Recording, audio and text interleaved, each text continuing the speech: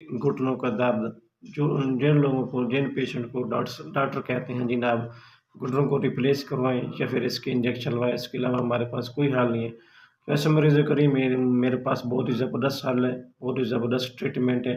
इस नुस्खे के इस्तेमाल करने से इंशाअल्लाह आप लोगों के जो घुटने का पेन है, सालों पुराना पेन है जिसकी वजह से आप चल फिर नहीं सकते, इसके इस्तेमाल करने से इंशाअल्लाह आपको घुटने का जो पेन है, वो हमेशा-हमेशा के लिए ख़त्म हो जाएगा। घुटना भी रिप्लेस नहीं करवाना पड़ेगा, इंजेक्शन लगवाने की ज़रूरत नहीं पड़ेगी।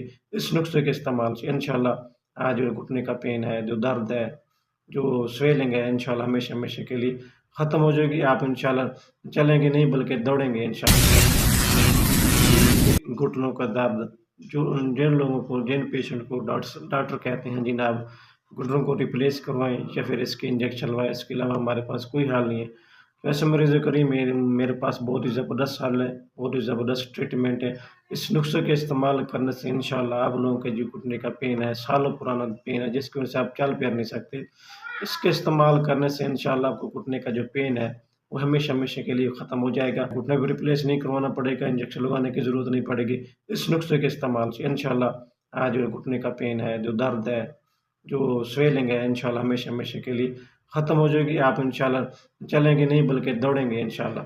तो चलते जनाब नुस्खे की जानिब। नुस्खे से 1 चम्मच हल्दी, 1 चम्मच दालचीनी और 1 चम्मच शहद।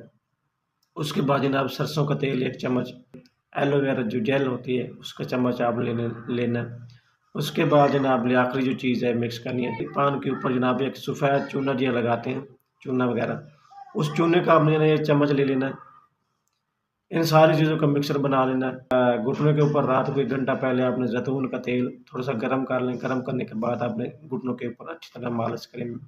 मालिश करने के बाद इसके बाद आपने जो मिक्सचर तैयार किया है, इसका आपने जनाब घुटनों के ऊपर आपने लेप कर देना है।